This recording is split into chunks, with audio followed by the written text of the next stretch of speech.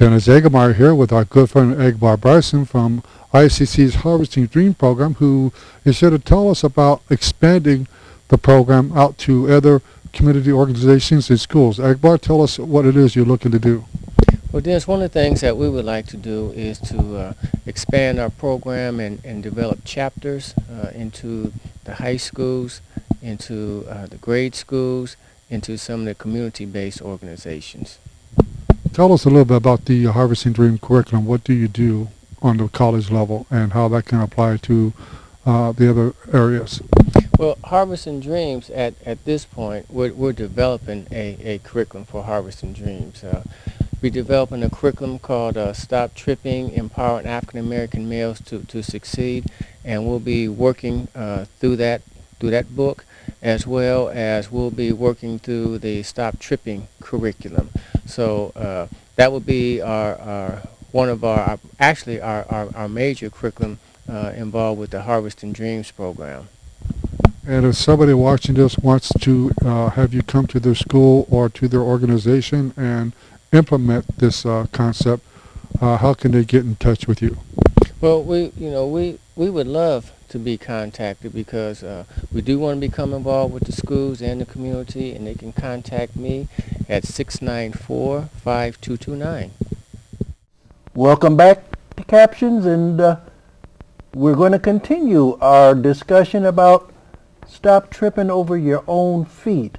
And we have a new individual who's joined us, Harry Payton, and he's going to share with you, the viewers, as well as me, some of the experiences that he had in the class that we've been talking about, as well as the impact that it may have had on his life. Harry, welcome to Captions. How you doing? It's my understanding that you were a part of the class that these two gentlemen were a part of? Yes, sir. Okay. Are there any thoughts that you would like to add in terms of how this program or how the book has turned your life around or impacted you in a positive way? Or anything that you want to share to the brothers here in Peoria that hopefully will inspire them to maybe go to school and go to ICC or take a class and whatever? I feel like when I started school in the fall of 2009, I was more like just going to school just to be there, just to somewhat prove a point. So then after a while I kind of fell down on my grades because I really wasn't there for work or anything like that. That following spring I was enrolled into the class. First I was like most young black males, I didn't care. I was just there. I didn't care. But as time went on, the more we talked about in the class, I kind of had enough time to sit down and think about it and look at my life and see what we talked about in the class was actually into my life. And then, like Mr. Bryson stopped me one day and stopped me down and told me, if you look back in your life, you'll see most of the problems that you have went through in your life is mostly your fault. And when I look back, I understand me going to jail, me getting in a lot of trouble, me was in a little trouble then, it was my fault. The class pretty much opened my eyes a little bit. Before I went to class, I was like any other average young guy. By me only being 25, I wanted to have fun, go party, kick it with the women and things like that. After the class ended, I kind of realized that that's not what I'm in school for. All that, things like that, got to wait until I finish what I'm doing. Then another thing about the class I like and about going to Illinois Central College is, at first, like I said, I was just there. But after a while, after I started looking around, a lot of little kids, like my little cousins, my nephew, they wanted to go to school because they seen me going to school. So they wanted to follow what I was doing. So now I got to the point that I got in the back of my mind now, and it was always stay there. I'm not going to stop until I finish school. I feel real blessed because in my family, from my grandmother down, I'm the first one to go to college. Okay, so you're a pioneer. Yeah, I was the first one out of probably about 30 people to go to college. But my grandma always told me, I shocked her, but I didn't. Because she said, like the class said, tripping on your own feet, you did a lot of stupid things in life, but deep inside, I can tell you are very smart. But you just didn't use that you didn't use it like you were supposed to. That's what most young guys in this world do. they got a lot of brains and they can do a lot of things, but they choose to go the opposite way because they feel it's easier. Like most of the time I sit back and I go to, like during the summertime, I spend most of my downtime playing basketball with the younger guys. Try to get a lot of them to come play basketball. Cause I feel like if I can get them to play basketball until about 9, 10 o'clock, 85% of them will go home then. So I can say, okay, I did my job. They're not in the streets, they're not doing anything stupid. They doing what they got to do. So pretty much that's my goal this summer again. I need to go. I'm supposed to be like a mentor at Broken Park this year with the kids. So that's my main goal right now, is to pretty much do that so I can be able to keep a lot of kids off the streets. The class, once again, the class is pretty much like Mr. Bryson said. I wish there was some way we can teach it to all kids from when they first start school in pre-K all the way up. To let them learn what we learned. 'Cause I feel like if I would learn all this when I was younger, I wouldn't went through all the things I had went through. Well, you are a living class, and let me put it to you this way. Whether they ever take the class, they can see the difference in you and hear what you have to say, and that is just as important, if not even more so. It's not something they picked up out of a book. It's not something they picked up out of a lecture, but something that they hear you say and see you do. And that can have just as great of an impact on our young kids, as well as on your peers, as well as on people who are older than you. That whether it's an uncle, whether it's a neighbor, whether it's a parent, it's never too late to learn from life experiences or from books if one gets an opportunity. So I'm glad to hear you say that you want to take time and try to make a difference in young people's lives. Yeah, I try to, sir. A lot of people ask me time and time again at school, at home, like what I'm going to school for, and I tell people I'm going to school for education / physical education. It really doesn't matter. And it was like they don't. A lot of people have told me that doesn't make enough money. Like I explain to people, I grew up around a lot of people like Mr. Bryson that was out to help people, and my main goal in life right now is to finish get my degree, and if I can help one black child or man or woman stay off the streets and change one person's life like Mr. Bryson have done for me, I feel like I've done what God wanted me to do on this earth. Right. In fact, if it just, it's not the title, whether it's an accountant, whether it's a CNA or whatever, it helps you to become a man. Right. And that in and of itself is rewarding in itself when you share your failures to let them know that, hey, what you see today hasn't always been there. Right. Because unfortunately, when people even see successful people, they don't realize all the times they failed before they became successful. I mean, life isn't just a snapshot of instant gratification. Most millionaires went bankrupt several times before they finally succeeded. And many people who are in prominent positions today were fired many times or denied opportunities, but they stuck to it. They were determined, and that is what makes the difference between those that are successful and those that are not successful. It is the inside of you, and as the encouragement. I think that one of you said that you got to surround yourself with people who are also in tune with where you're going, or separate yourself from them, and before you know it, some of those that may laugh at you, jeer you, and discourage you will begin to change. Be a change maker. Be a change agent.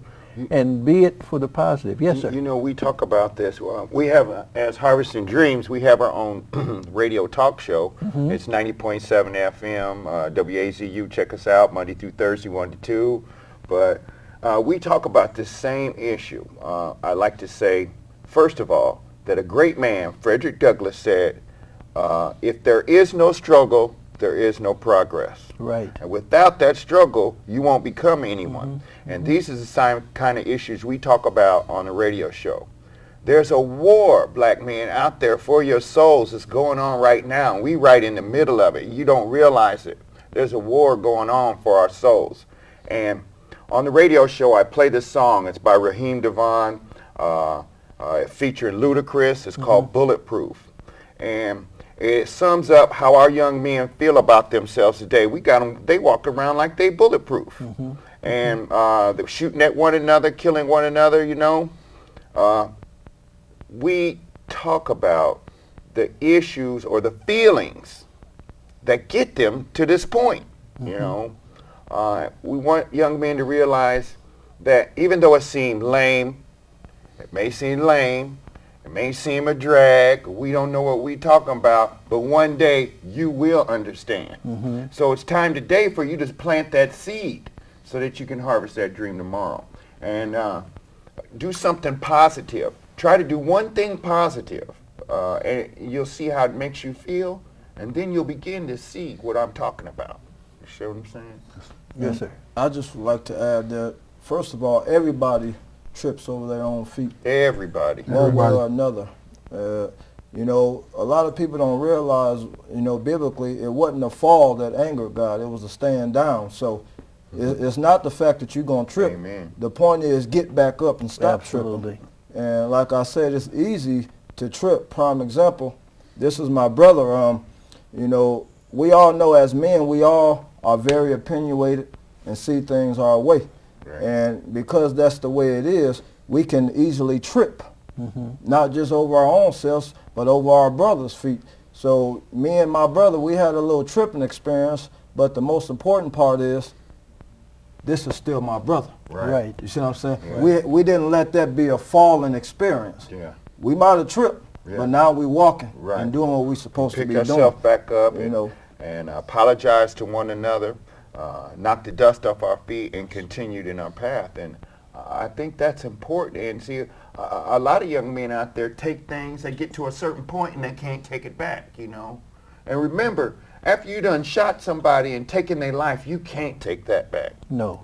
But up to that point, you can take anything back. You can change your life. And believe me, any of them brothers sitting in themselves right now that done did those murders, committed those crimes, I bet you they're regretting it right now. Right. Because they're in there eating stale bread, peanut butter, boiled eggs, and wondering about what their woman is doing out here. And see, the problem is, Brother Maury, many people are not taught how to properly disagree. True. And because they're not properly taught how to disagree, they disagree according to the streets' way of disagreeing. The streets say, if I got a problem with this brother, or this brother stepped on my feet, I'm going to shoot his. But one of the main purposes of this Stop Tripping manual, it teaches you how to deal with stress. Many of us never knew how. True. You know, and stress basically is all how you perceive it to be. Absolutely. You know, that's one of the things that the book taught me. I was one that I had a habit, Mr. Andre, of making things worse before it even got to me. Right. You know, Blowing it up. You know, prime example, you know, get a bad grade and you know you got to go home. The first day you got 1,000 thoughts running through your head. I'm going to get a whooping and this going to happen before you even got home. And a lot of us, we do that to ourselves. Yes. You know, instead of sitting back waiting to see what's going to happen, we negatively think ourselves into what's going to happen. And 3 areas that Stop Tripping does, it talks about self-esteem, goal setting, and decision making. A lot of us, because we have poor self-esteem, and some of that self-esteem stimulates from fear. Many people, and I could speak this with great assurance because I was in the streets. I was that gangbanger. I was that person that didn't mind shooting somebody if I felt they did something wrong to me. And that all stimulated from fear. I had a fear of succeeding because I never knew I could succeed. And many of my brothers that's out there lost, self-handicapping right now have that same fear. They have nothing to look forward to. Their eyes are not open to something better, so they think, this is all I got. This is all I am. I live in this jungle, so I'm going to live according to the jungle rules way of living. And I just want to speak life to anybody out there to let you know, you don't have to live that way. There's more to life. I've been there and done that, and I'm still here today, alive to tell it. I'm sad for those that's not alive to tell it, but for those that's still alive, if you can pick up a gun, if you got enough sense to put a bullet in the clip and put the clip in the gun and cock that hammer, then you got enough sense to pick up a school book. Yeah. You got enough sense to try to go back to school. You got enough sense to take the assessment test and get an ICC. Yeah. And I just want to just say, far as goal setting, I was one that never really knew about setting goals. Yes. I never really was a planner. I was a spur of the moment, go with the flow of things person. But if you don't plan, then you're planning to fail. That's true. You have to have something to look forward to. You have to have some type of goal to reach. And as far as decision making, a lot of us, as my brother stated, have made such poor decisions. We see it every time we turn on the news. We see it every time we open a paper, stimulating from people that's making poor decisions. Right. Poor choices. And I'm grateful for the Stop Tripping manual that helped me stop making those decisions, because life is not based on what somebody do to you. That's true. But it's based on how you respond. And I'm thankful that the book helped me stop being a reactor, but a thinker. Right. You know, because we have to realize, as men, yes, we're accountable for our own deeds and actions, but what we do don't just affect us. Right. And if my brothers out there that's still lost and tripping understood that, brothers, y'all affecting somebody else. Yes. You know, it's easy to destroy a life, but it's better to help build one. Yes. And if I can do it, I want anybody out there that's listening to me today to know that you can do it. Right. You know, I was out there just like you. I was one that thought that going to jail would have been cool. I was one that thought that getting shot was cool. And I'm here to say I've been through all that, and it wasn't cool to get locked up. It ain't cool getting shot at. It's not cool sleeping around with different women. But it is cool to help speak life into somebody else and help harvest somebody else's dreams. Along that note, I'm sorry, Harry. Along that note, you know, on the radio show, we talk about brothers. When we go and talk to these young brothers, they say, well, I can't do math. I can't go to school. I don't know nothing about no math. I said, well, you know how to cut up, but you cut up one of them things and know how to weigh it. You know all that. I said, you doing math. Well, I don't know nothing about business. Well, you out there on the block doing that thing, you are an entrepreneur. Right. You're a businessman. Right. It's just using those skills and talents in a positive way. That's right. Rather than in a negative way. Exactly. Harry? Yeah, I'm talking what he said. That's the same thing my grandma always told me. I think my life changed when I was 18. Okay. I spent 6 months in the county jail. Kind of gave me a lot of time to sit back and just think about what I need to do. Like my grandma said, my grandma looked me out and told me, you need to do something with your life. Yes. If you can count faster than any kid I know, you can run. You need to use that to do something with your life. That's why I try my best to talk to younger males and females and let them to tell them. Something I've been taught by Mr. Bryson in the class. Ask yourself, what if? Before you do anything, just ask yourself, what if? Before you go out there and rob somebody, what if I do this, what's going to happen? Right. If I do this, what's going to happen? Just think about things like that. Like a lot of young males I've seen, and they have seen too, most young males make an excuse, I'm from the hood, I wasn't raised with nothing, I never had nothing. I'm one of them kids that I can say that. I never had nothing growing up. I didn't have nothing, I ain't had no family, no support, nothing. All my support came from me, the older I got, and me trying to open my eyes.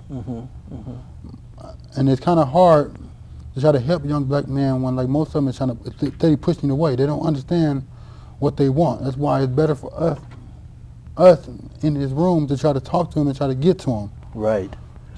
Well, I tell you, gentlemen, you have moved me. In fact, I kind of feel like it's been the visitation of a biblical experience called the 3 wise men. What you have said has shown your wisdom through life, through experience, through reawakening, and not just being satisfied that you found a better track to follow, but you want to inspire others in terms of you're going around and to schools, or hopefully people have you come to talk to the young people at the churches. at boys and girls clubs and things like that, because as I said, I can tell you, I'm 69, I've only been involved with people, I've been a teacher, a principal, a social service person. And your mission is very much needed more today than in the history of my life. And I know as a fact that you can make a difference and have already made a difference. Not only in your own lives, but I'm quite certain that some of your friends and some of your relatives have seen the difference in you. And as one of you said, if you can do it, then they can do it. A lot of times our role model is the pimp, is the drug dealer. That's right. I mean, I know when I was on the council and I worked for the Peoria Housing Authority and I would visit some of the kids and some of them, they couldn't name one person who got up to go to work. They couldn't name a person that had a legitimate job, but they knew Squirrel and they knew Bubba who had a roll full of money, and that became their inspiration. Right, right. And going to school wasn't cool. And unfortunately, we even have a school system that casts you away. If you skip 4th hour class, they suspend you for 2 days. They throw you out on the street corner, and there's nothing out there on the street corner that you're going to pick up that's positive. Right? You know, and unfortunately, some people don't spend much time with their own kids. No. Don't give them much guidance, but believe me, there's some folks out there that are looking for kids to encourage. Follow me. Encourage young ladies, hey, you sitting on a money maker, baby. You can make money off that body. Exactly. Or encouraging young men, hey, you've got a good record. Right. You can sell stuff. Right. You can do stuff, and even if you get caught, you're a juvenile. They're not going to give you hard time, or they may not give you any time. Right. So there's all kinds of forces that are out there encouraging the wrong thing, and I'm glad that here in Peoria that we have the 3 wise men who are going to try as best as they can. And as I said, hopefully you'll reach many, but if you only reach one, that's success. Anything else that any of you want to add? I would like to just personally add that this is a little phrase that just came to my mind as you was talking. You haven't started living until you stop tripping. Yes. It's hard for you to live as long as you tripping. And like I said earlier, don't be bound by what people have said to you out there. Whether they said you're going to always be a drug dealer, a gangbanger, a prostitute, that's not true. You can be whatever you want to be. We live in proof. My brother right here, he's closer than me to achieving all that he wants to achieve, and I'm on my way. So just take us for an example. We're not just talking about it, but we being about it. So if you really want to look up to somebody that's being about something, not somebody that wants you to stay locked up and in bondage. And what I want to add is that, remember, everybody ain't perfect. You're going to fall short.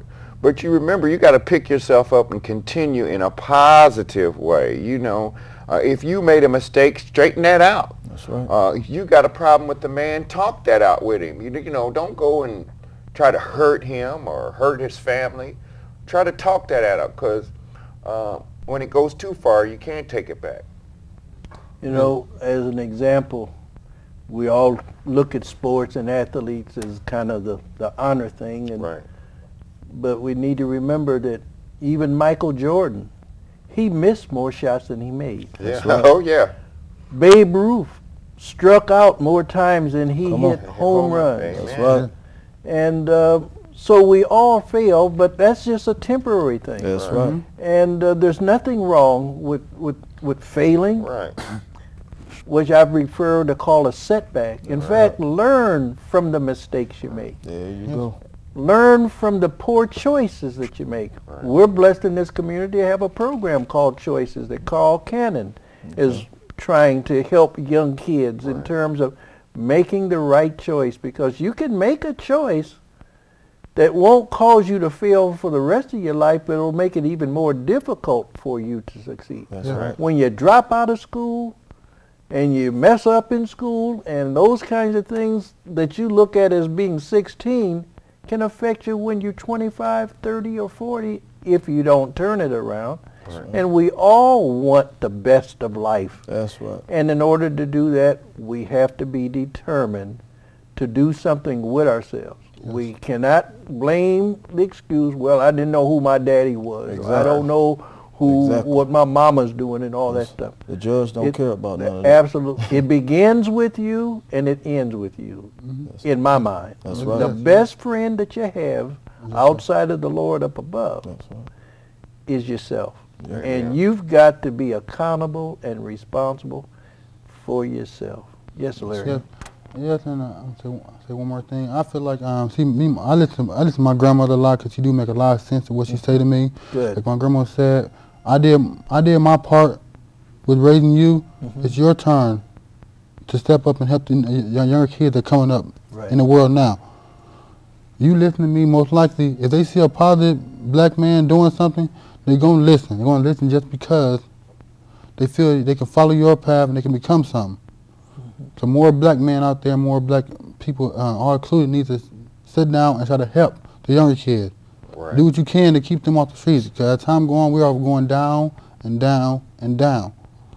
Well, with the inspiration of you three gentlemen, which I'll refer to as the wise men, I want to thank you and Agbara Bryson for allowing you to participate in the class.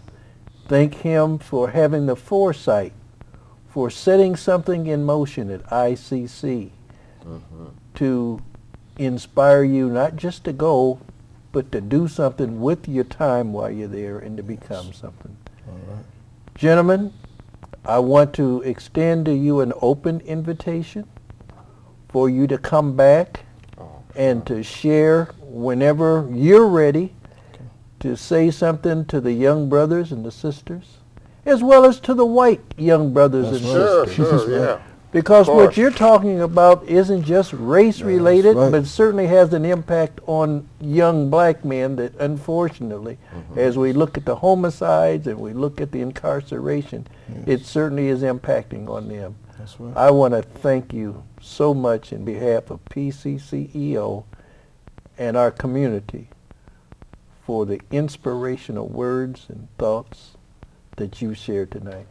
Hopefully, those of you who have listened and seen these young men will be inspired and will try to live up to your full potential. We all are somebody. As Jesse Jackson said, I am somebody. But it's up to you to reach that goal of being somebody. This is Andre Bohannon, again saying thank you for watching Captions. And if you see any of these three brothers in the street and you know them, be sure to let them know that you saw them and that they made a difference in your life or maybe your child's life. Good night. See you next week.